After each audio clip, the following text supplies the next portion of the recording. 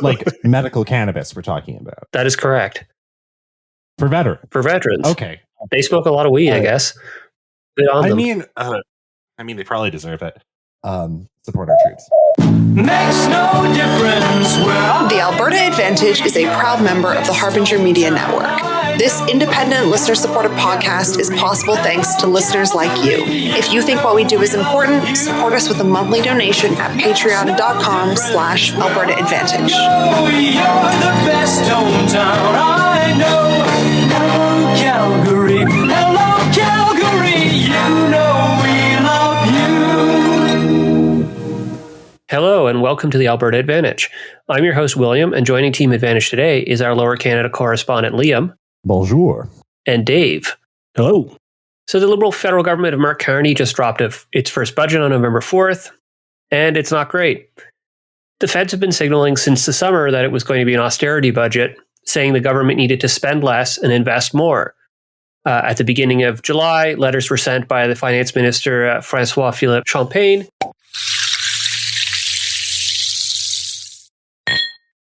So these letters were sent to the various federal departments asking them to find 7.5% in spending reductions for the next fiscal year starting in April 2026. Then, says Mr. Champagne, another 10% for 2027 to 2028 and 15% for 2028 to 2029. So major public sector job losses were also to be expected, which will have a knock-on effect with service frequency and quality. Interestingly, the Carney government has not shied away from calling this austerity, rather than hiding behind the usual euphemisms of efficiencies and savings. And this budget has been hyped as the most consequential one since 1995, when a previous Liberal government slashed and burned public services, which did lasting damage to this country. Many people might be surprised by Carney's austerity posturing, as during the spring election campaign, the Grits messaging had much more positive tone about public spending as part of Elbows Up. So let's quote from the Canada Strong election platform, which incidentally is also the name of the budget. And we find rhetoric like, quote, invest in nation-building infrastructure on a scale not seen in generations, unquote. Quote, enshrine and protect CBC Radio Canada by introducing legislation to establish statutory funding, unquote. Quote, it used to be that the federal government built housing that our growing population needed. So we're going to get back into the business of building houses. We will use every tool at our disposal, leveraging technology and innovation to build homes at a scale and a speed not seen since the Second World War, unquote. This wasn't all vague vibes. There were hard numbers, like the CBC receiving an extra $150 million annually, or a federal crown corporation directly building homes, although that has turned out to be more subsidies to private developers who profit off the housing crisis. Making these ambitious proposals for federal intervention helped the Liberals win another term, as Canadians were spooked by the unpredictability of the obviously rotting empire to our south. So given all this talk from Carney and Champagne that Canada faces a national crisis in a time of significant global uncertainty, it seems rather stupid to order the largest haircut of federal state capacity in 30 years. However, with the budget now out, is it liberal austerity too? In terms of decreasing overall federal spending, not exactly, but there are $60 billion in cuts to operational spending over 5 years, workforce reductions of 40,000, shrinking the public service by over 10%. There is quite a bit of new spending, $141 billion worth over the next 5 years, but this is mostly focused on capital infrastructure, fossil fuels, as we'll get to later, and indeed the military. If you only read the headlines, you'll also think that the most important number to Canadian pundits, especially those in places like the National Post, that the projected first annual deficit for this budget is $78 billion. Indeed, we think that the austerity singling was probably a messaging tactic so that the Grits could deliver something less severe and call it a positive. Spending less to invest more is the slogan of this budget, and it does capture what the budget intends to do. And there's plenty of spin there that needs to be interrogated. And we'll do that in the course of this episode. But the cuts are very real. The investments, perhaps less so.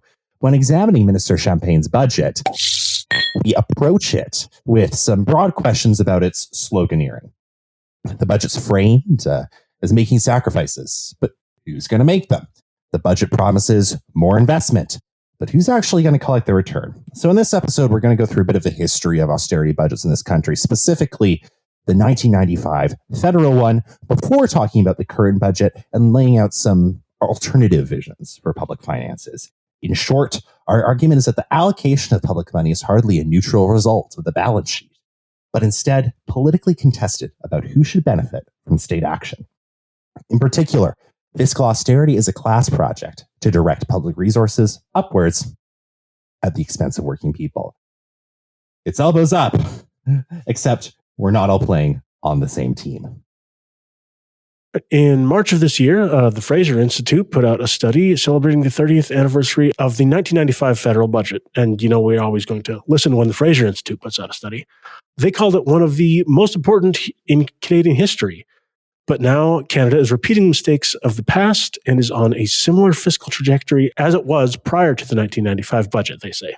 And if something is being toasted by a bunch of corporate dark money funded think tankers, it's absolute dog shit. So in February 1995, the federal Liberal government of Jean Chrétien introduced an undeniably historically important budget. Finance Minister and former shipping magnate Paul Martin helmed this assault of public finances, and the 1995 budget is basically the model of modern austerity budget in this country. Quoting the budget itself, quote, "The objective is to get government right so that it can fulfill its social and economic mandates more effectively and sustainably. This will include deep cuts in the level of federal program spending, not simply lower spending growth, but a substantial reduction in actual dollars spent," unquote. So that budget pretty baldly stated it was an austerity one. So let's run through some of these things, and we did cover this in an episode in 2020. So the budget took $25 billion and 45,000 jobs out of the government sector over a 3-year period. Federal spending was to be rolled back 40 years relative to the size of the economy. It cut infrastructure program spending in half. It canceled the promised childcare program, which they'd only just put in place. And provinces would still be left to go their own way on social assistance, post-secondary education, and healthcare. And this downloading of responsibility for these things to the provinces is like behind everything wrong at the provincial level across the country today. Federal government withdrawing from economic and political responsibility for social programs, particularly housing, has been absolutely awful.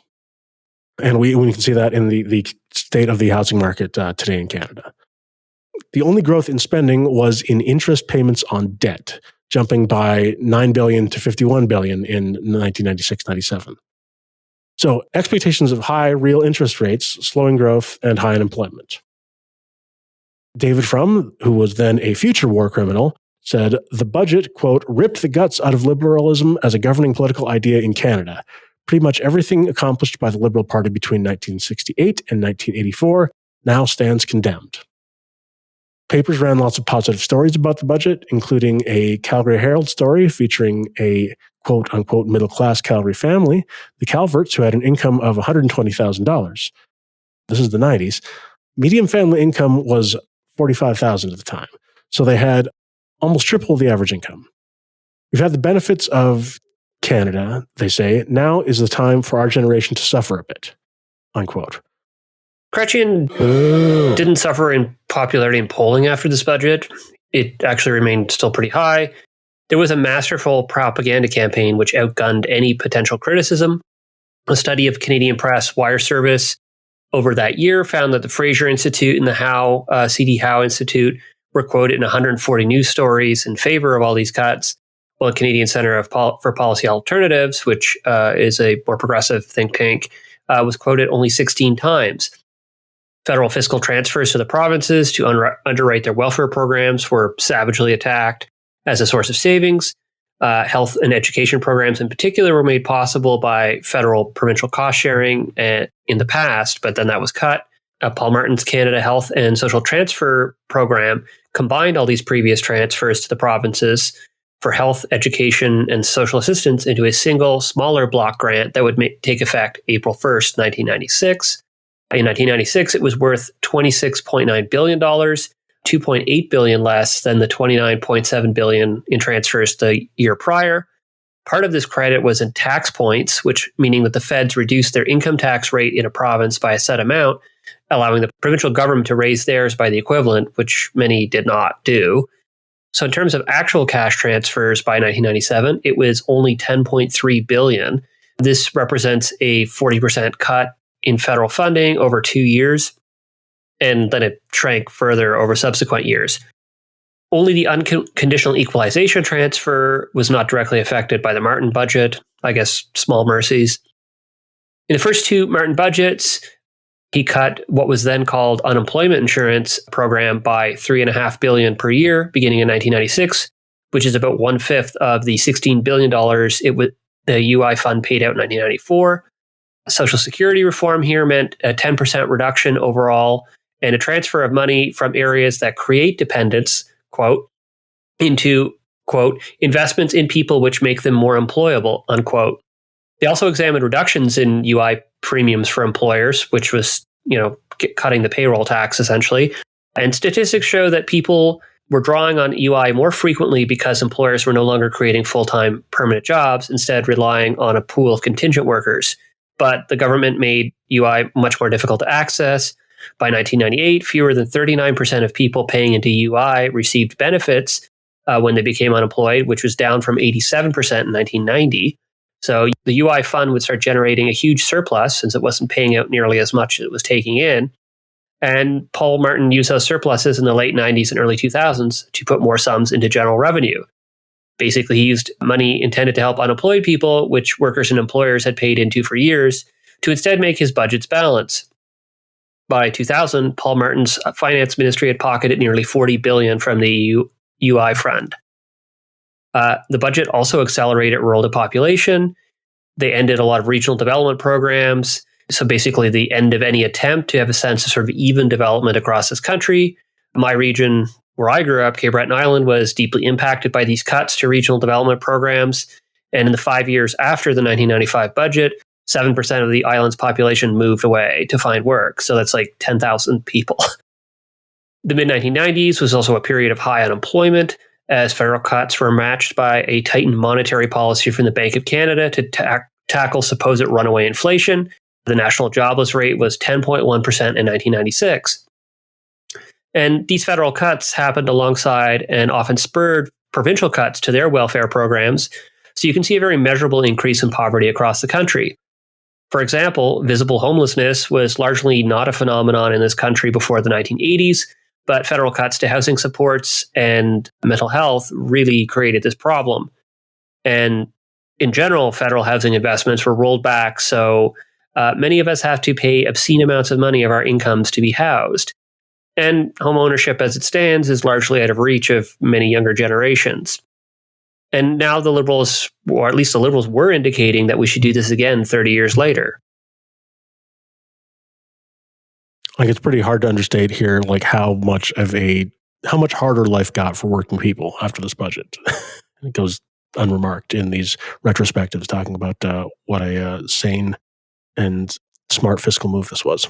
Yeah, and it's really funny, especially like lately we're seeing a lot of like the mythologization of Jean Chrétien, like especially like, hauling him out, even though he looks and is indeed very, very old.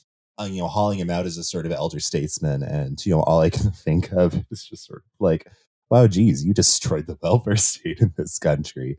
And again, like the whole like Shawinigan handshake moment, like again, I was anti-poverty activist he was going after there, right?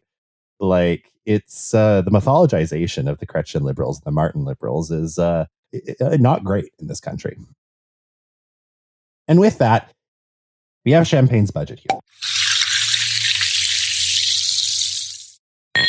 Today, it's really important to realize that the federal welfare state and the public service and just generally the capacity of the state is just much slimmer than it was before, Paul Martin got his grubby little hands on it.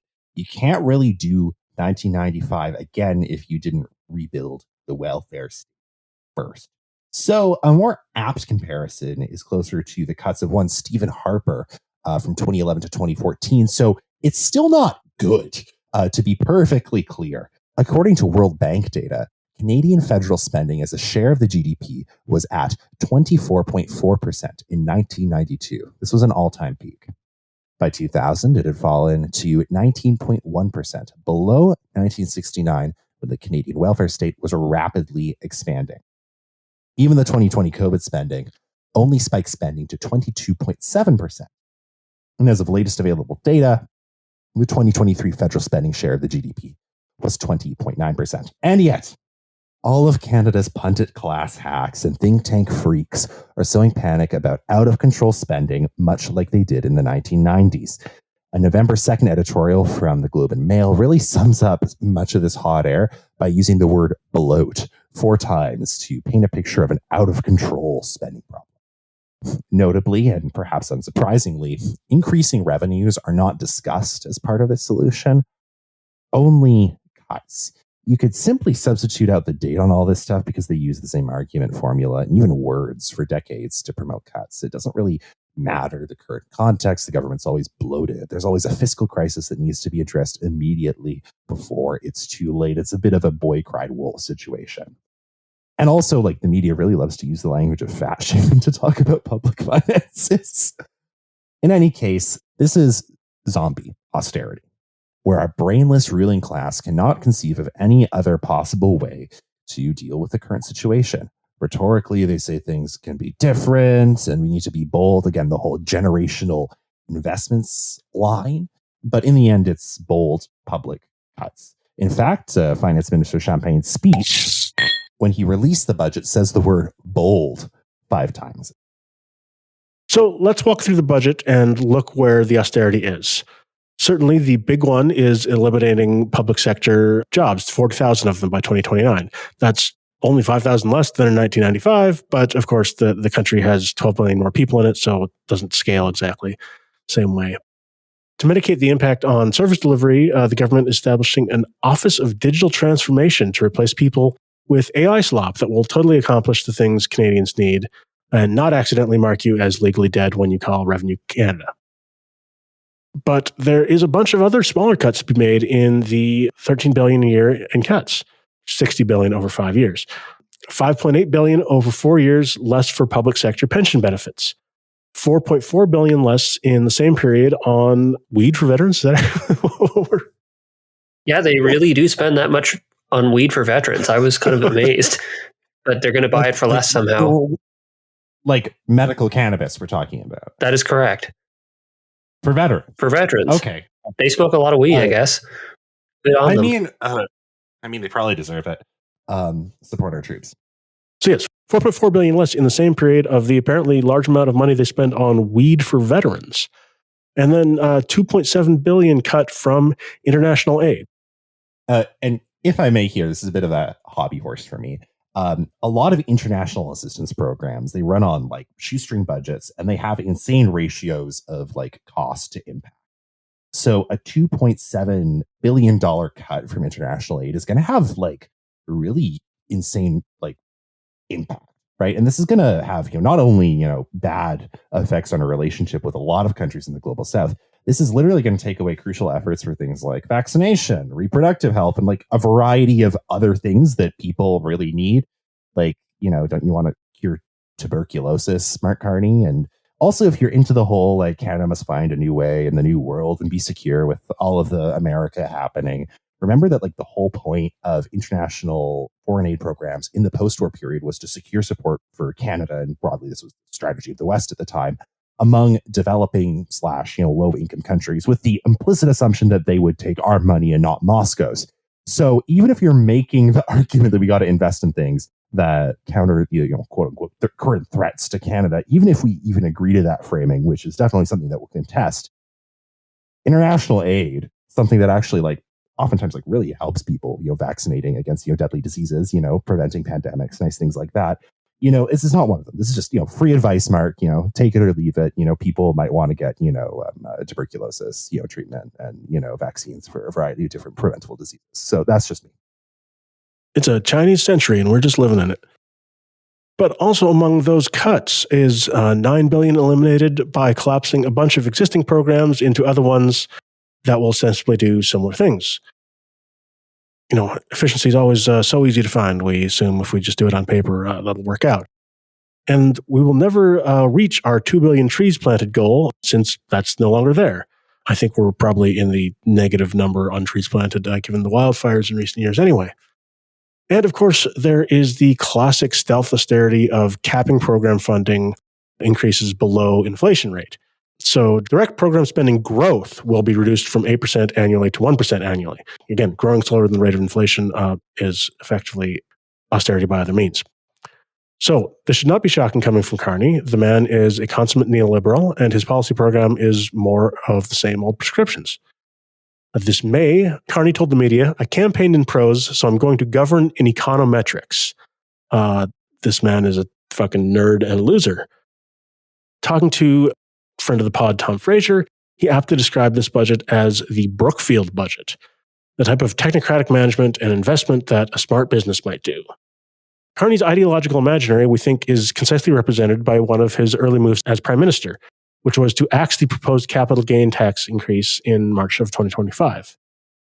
He said, quote, "Canada is a country of builders. Cancelling the hike in capital gains tax will catalyze investment across our communities and incentivize builders, innovators, and entrepreneurs to grow their businesses in Canada.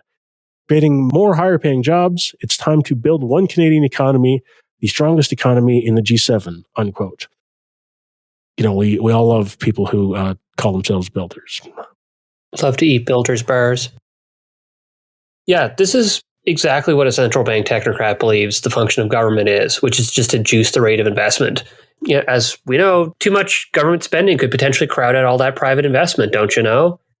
Naturally, it seems like a lot of the private capital is actually leaving Canada, like, for example, the money we gave Stellantis or various multinational steel mills, etc., primarily due to U.S. tariffs. And the idea that the government could use such revenue that it might get from capital gains tax increases to invest by itself into strategically or socially useful things is not really considered by this budget or Carney generally. At best, Carney's vision has the state nudging the private market through boutique tax credits, targeted subsidies, deregulations, and some public infrastructure builds. A great sort of example of this is that money is made available for upgrading airport infrastructure, but then Finance Minister Champagne's budget again floats the idea of privatizing airports in the hopes that the new owners will also invest in these improvements too. However, unlike 1995, the military is not being targeted, but it's instead getting a massive spending increase, the likes of which we have not really seen since the Second World War. They've reiterated the pledge of $9.3 billion extra immediately to reach the 2% of GDP NATO member military spending target by spring of 2026. And by 2035, the military budget will hit $150 billion to reach 5% of the GDP. In the budget, $81.8 billion in military spending is promised over 5 years, $72 billion of which is new. And we're literally going to be slicing social spending on things that people need so we can line the pockets of weapons contractors, perhaps some American ones, even though, Carney and company, they made some overtures that they don't want to, buy American as much for defense, but I'd rather finance no arms dealers than Swedish ones or British ones or even domestic ones. And indeed, they are making a lot of investment in domestic arms production. They're going to be building what looks like to be some new destroyers in Halifax. And look, William and I have played a lot of Paradox games. We have a lot of armchair general opinions on military procurement, but this is all going to take, decades to bear fruit. These sorts of investments in, arms production. And really for what? So Canada can be an arms dealer. And apparently we're going to stick it to the US and, stick up for our sovereignty by investing more and more to NATO. It's not really making a lot of sense here. And there's also a story that came out recently about public service, at least the ones that aren't going to be replaced by AI, will apparently be getting some sort of military, training, showed how to fly drones and, fire a rifle in the event of some sort of invasion or something. It's just make it make sense, Carney. Honestly, the idea of like all those CSIS desk jockeys being given a rifle and then told to take the beaches of now Chinese Taiwan after the invasion and war of 2030, I think that would be kind of cool. I mean, yeah, like I'm more so thinking like the people that work at like the Sudbury Tax Center, like being taken out into a field and handed, M16s and just basically being like, okay, you're in the army now. All public sector union members should receive guns training. I'm firmly behind that. Yeah, the tax man should carry a sidearm at all times. Next time the collective bargaining comes up for the public sector, like think about every civil servant owning a gun. Yeah, maybe this is like some maybe this is like some 4D chess on the part of PSAC to like, build a cadre. Sharon D'Souza, like, take notes. Just like PSAC doing Protracted People's War. Yeah, Protracted People's War Service Alliance of Canada. In any case, we're talking about public servants. The Carney government, they really are into making AI be a bit of a panacea for all of this. And they've really fallen, perhaps especially fallen, for the AI hype machine. Failed art dealer and unethical former journalist Evan Solomon is indeed the minister for AI, and it really tells you a lot about this government that we have a minister for word vomit robots, but not for labor. AI is mentioned in the budget tons, like an absurd amount. It seems that for the Carney government, it's this convenient magic wand that makes the government seem like both hip and with it, but it also provides a convenient way to justify slashing the public service. PSAC, which we were just talking about, the union that represents most of the federal public service, has been decrying this move strongly in their response to the budget. And Sharon D'Souza, who's the president, the national president of PSAC, told Press Progress this, quote, "When someone is experiencing a crisis in their life, they look to the government for answers and they want to talk to somebody. They don't want to be stuck in an endless loop of automated prompt responses." Like, I can't imagine like trying to get them, like the federal government, with my federal student loan to try and like make things make sense. And I'm stuck talking to like a dumbass robot instead of a human being. And these human beings that work for the federal public service, these are good union jobs that, lion's share of which like physically actually like help Canadians have a better life. While Carney claims to be cutting, the bloated public service, but not the programs. Like we said earlier, cuts to staff will inevitably have knock-on effects on the quality, frequency, and availability of service. Further, there are a lot of jobs that you just can't automate out with AI. Food inspection, for instance, the Canadian Food Inspection Agency, is one of the areas like hit quite hard by cuts. William, Dave, how do you think AI would deal with like that ostrich cull? Well, isn't the military going to buy all kinds of drones? Just like AI drone snipers for dealing with the ostriches. Arguably, that's something that AI might be good at, just obliterating ostriches. Well, when we have this happen again in the future, yeah. And, for stuff that might be more reasonably automated by AI, and we're using reasonably here with like the largest, scare quotes possible, it seems like a really bad outcome either way. And so if AI, works, quote unquote, massive layoffs in the public service, likely, shittier service, like, Sharon D'Souza says. And this won't make accessing things like EI or OAS better or easier. If it fails miserably, it'll become inevitably some sort of ArriveCana-like boondoggle that wastes everyone's time and money, and they'll likely have to hire back the workers that they fired in order to sort out the mess. And honestly, we'll probably have some like cursed mix between these two outcomes. I keep thinking of like the Phoenix Pay fiasco, which was designed to automate federal public servant pay, but it was just like such an enormous fuck up that public sector workers were having to get special letters from the government so they could give it to the bank to say like, technically I actually do earn money and I'm not defaulting on my mortgage. It's just the federal government can't pay me correctly. Please wait. And the thing is with like Phoenix, if I recall correctly, the aftershocks of that are still ongoing, right? Like if I recall correctly, like I don't think it's sorted out at all. Like I think there's still like a good chunk of change that are owed to a lot of public servants. So, like, if Carney and Carney Company are really, really dumb and they try and do like Phoenix 2 by ChatGPT, like, God, In any case, a report from the Quebec think tank IRIS, which is sort of like the Francophone Canadian Center for Policy Alternatives, puts this very well. And, disclosure, one of the co-authors is a friend of mine. So I'm going to quote from it at length, and this is translated from the original French. Quote, despite the ethical, political, and environmental risks of artificial intelligence, the absence of a meaningful national debate on it, to mention a social consensus on the use of the technology, the Carney government is committed to its use. They speak of the quote unquote large scale use of AI in the public service. The government's AI craze is so evident that artificial intelligence appears no less than 40 times in the budget. The deployment of AI in this context is in service of one objective: cost reduction. Indeed, AI is invoked to optimize processes. In this budget, AI becomes a tool of fiscal rigor, end quote. So seeing how the deployment of AI plays out here seems a little bit like a petri dish for new, exciting, and terrible forms of austerity. I hate to sound too apocalyptic, but this seems like we're in the cyberpunk in a bad way kind of situation here. So the hilarious thing about all of this is that despite the deep cuts, it's still not enough for some people. Naturally, this includes the federal Tories, but that's no surprise. The ghouls at the C.D. Howe Institute also hate this. They say, quote, and industrial policies protect Canadian strategic sectors suggest a continued focus on picking winners instead of focusing on getting the fundamentals right. So how do these idiots think having no industrial policy actually works?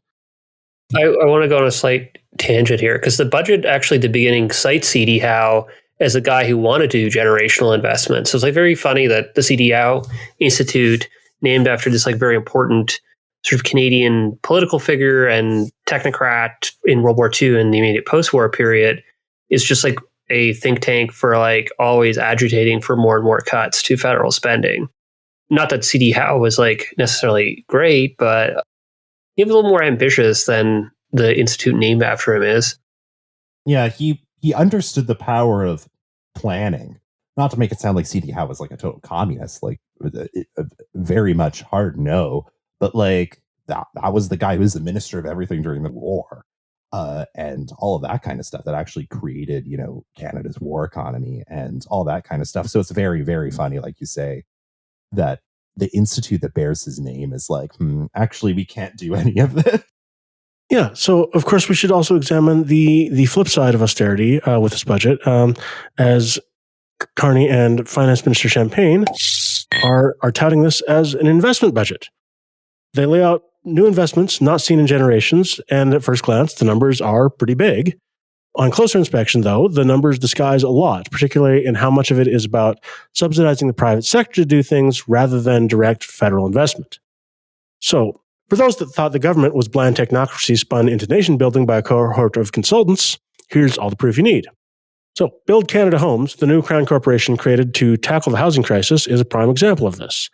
There are some legitimately good things it's doing, like putting money back into co-op housing, building in amounts that haven't been seen in 30 years. But Build Canada Homes is intended to construct non-market affordable housing, but even the amount of housing it will build is a fraction of what we really need to stabilize prices. Instead, most of the housing policy is about facilitating private developers to build faster through cheaper financing, deregulation, training more tradespeople, tech investments, etc. So, in other words, the private sector that got us into this mess is going to get us out of this mess if we just send them more free money. Zooming out, you see this model repeated throughout the budget. So, some direct public investment in infrastructure, but then a bunch of primarily targeted tax cuts for the private sector, which is counted as federal investment. Typically, the tax credits target companies to get them to reinvest by allowing them to write off more of it when they invest in a way the government wants, like in AI and specific regions and industries or new machinery, etc. Obviously, we weren't expecting socialism here, and certainly this could add up to a more coherent industrial policy than before, but these are things Canadian governments have regularly done before, and they aren't as ambitious as these press releases claim. And the worst of it is how much of this capital investment is directed at resource extraction, particularly fossil fuels. For example, why in the name of God are we financing a P3 high-speed rail project called Alto when we could just do it under Via Rail, the Crown Corporation that handles all passenger rail already? This is what normal countries do. Ironically, part of their consortium chosen to run Alto is the Société Nationale des Chemins de Fer Français, the French state railway company. So we can fund other companies, crown corporations, but not ours.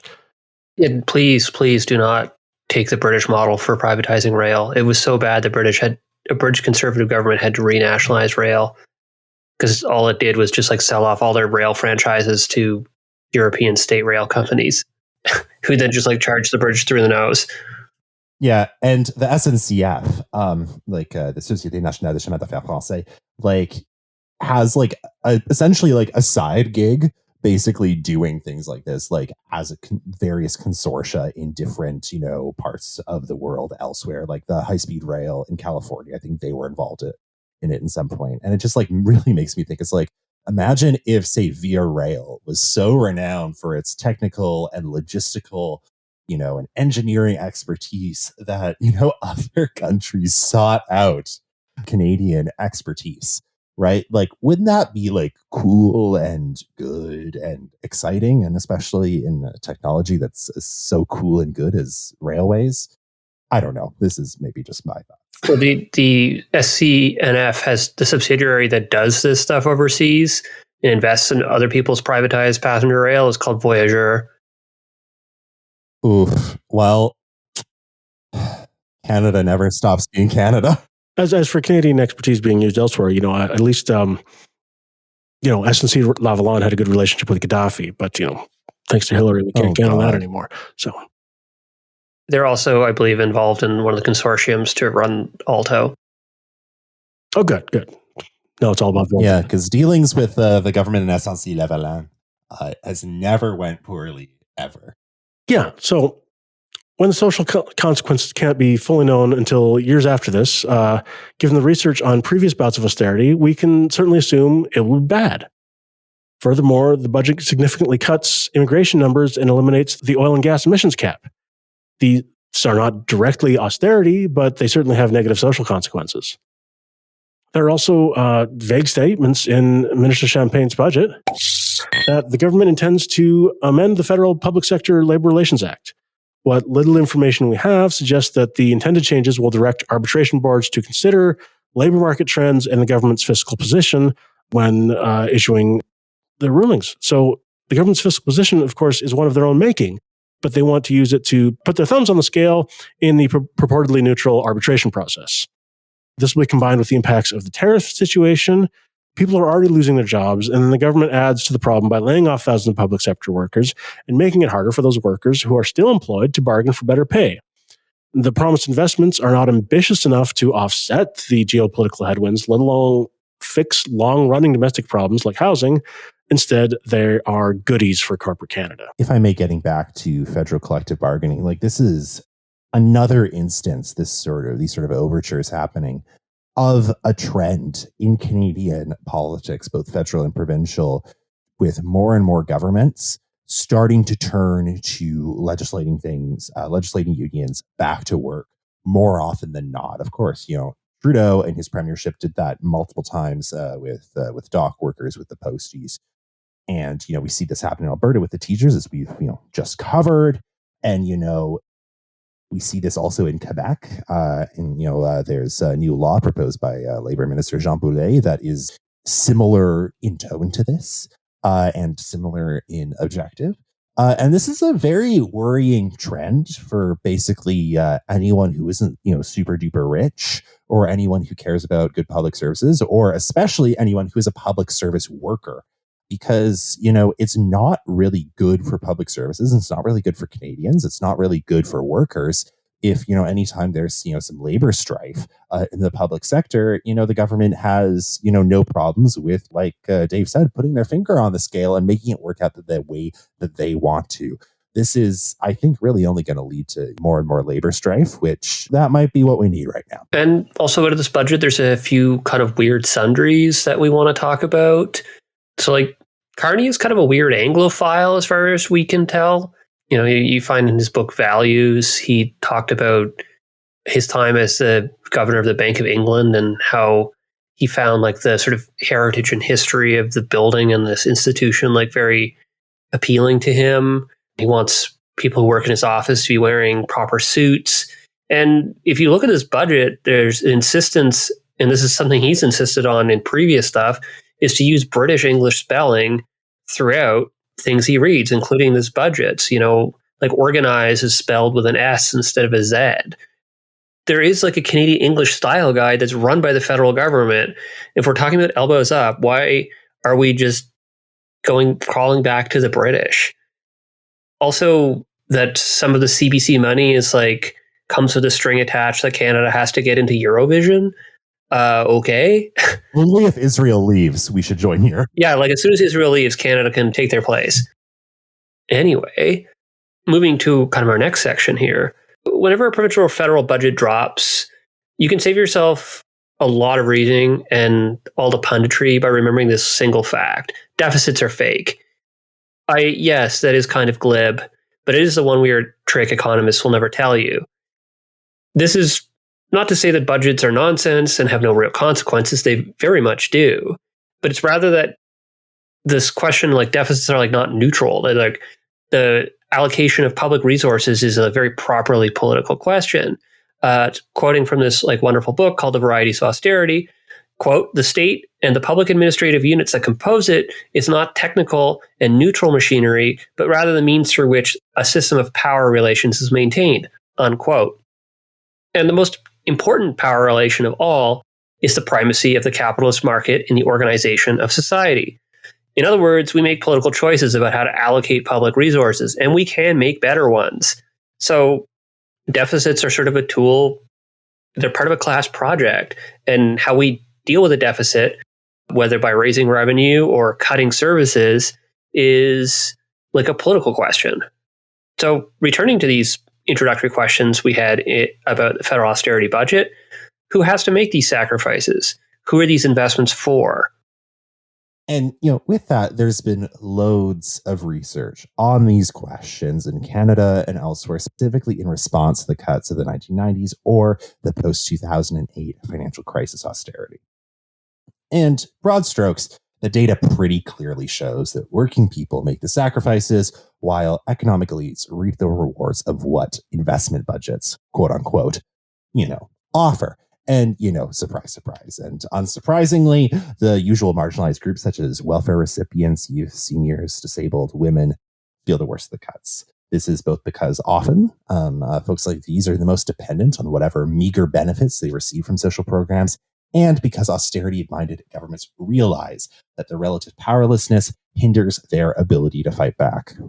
The ability to fight back is an important point that tells us a whole lot about austerity budgets.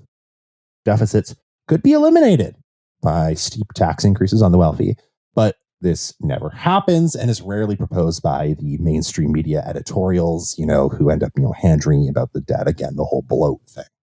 And this is because the wealthy have the means to easily influence governments to spare them when the belts are tightened.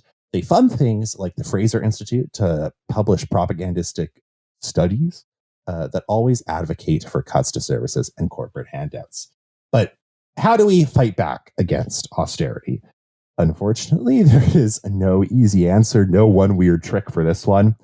If you remember the post-2008 austerity in Europe, in many countries, it was met by massive, street protests against cuts. These had, limited success in resisting governments committed to austerity. In Canada, we have little tradition of such big protests, though in some instances, such as the Calgary laundry workers' strike of 1995, which we covered in a previous episode a couple of years ago, there were notable moments of resistance that gave governments pause. Community and labor organizing is really the place where we can build counterpower to austerity. And again, like we were just talking about, federal and provincial attacks on collective bargaining rights make this even more critical. We'll be watching with great intent, how the federal public service unions, react to things like this. But many of us find ourselves in places where that is not easily available, like here in Alberta. Instead, you can still politicize austerity as a concept and argue for a different vision of what public budgets can accomplish. On the current political terrain of Canadian nation building as a response to Trump, we think there are some opportunities. While we remain deeply skeptical of the emancipatory potential of a left Canadian nationalism, it is possible to reframe why this moment must be met with fiscal austerity. Why not increase public spending and invest it in things that increase our independence from the US? We could invest in publicly owned renewable energy so we don't have to listen to Danielle Smith advise that we accept whatever Trump humiliation he doles out because the Americans buy our fossil fuels.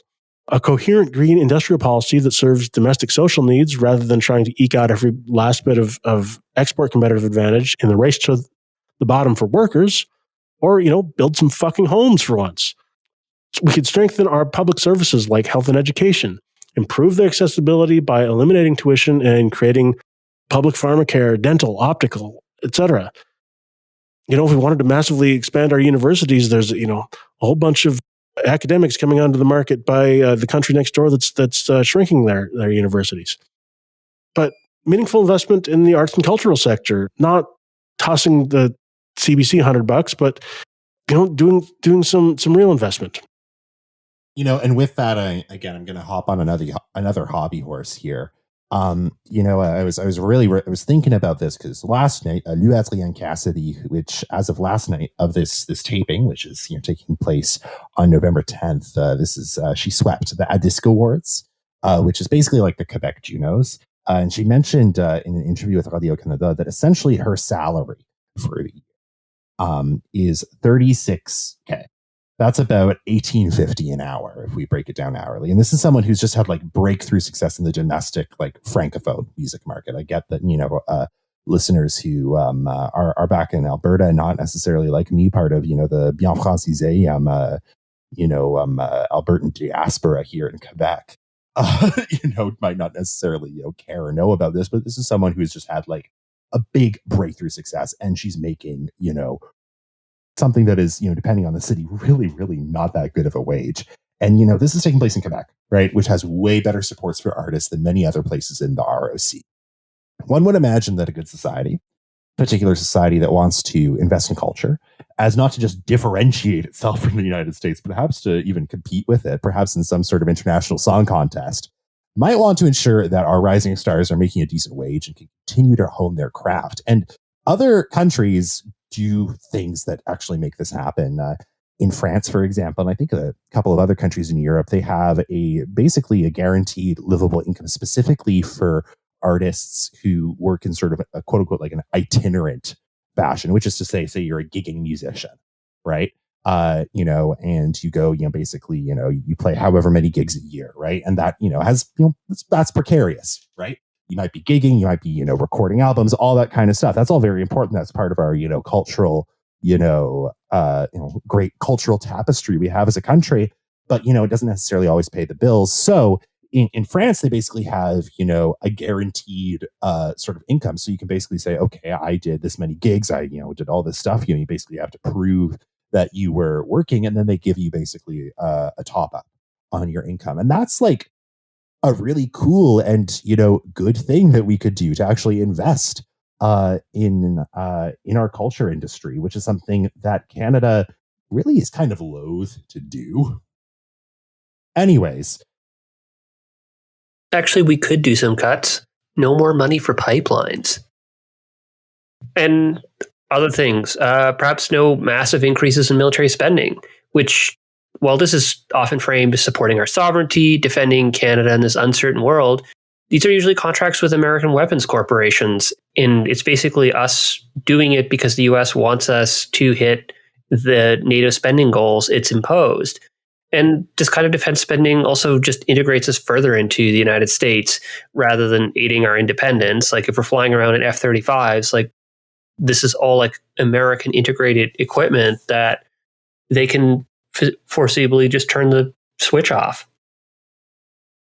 Overall, much of what we've talked about here is very boilerplate social democratic proposals that most people would find very reasonable when you explain it. Damn, isn't it wild that we have to freeze public funding for childcare for the next 5 to 10 years because raising capital gains taxes by 1% makes the rich so mad and the government just cares about them first? I mean, Finance Minister Champagne is eliminating the luxury tax on yachts and private planes in this budget. But governments and our corporate media, sort of, they relegate these like very reasonable social democratic proposals to the same political marginality as much more radical policy proposals, like the socialization of the entire economy under democratic control, which frankly is the only reasonable solution to all of these intersecting crises. So, in conclusion, deficits are fake. Governments can actually spend as much money as they want. They just have to tax rich people out of existence. That might cause capital flight, but at least it will be a good time, and we can just impose capital controls like governments used to do. And as we've covered before, and as is laid out so well in the work of Ralph Miliband, the capitalist state is a massive barrier towards building socialism through the parliamentary route. You are fighting a mechanism that exists to keep the market working as intended, which is to say, in a way that is exploitative. Maybe instead of governing by econometrics, we can maybe just start with what would actually make society more fair and not just make line go up. And perhaps in all of this, we could use the notwithstanding clause for something cool at least once, like Elon Musk, Canadian citizen. We can do some really funny shit to him if we use the notwithstanding clause. In any case, Prime Minister Carney, please consider Hamilton's finest son and troubadour and singer-songwriter B.A. Johnson to represent us at Eurovision. So I hope people found this a sort of useful deep dive in talking about budgets from everyone here at Team Advantage. Bye. Bye. Bye.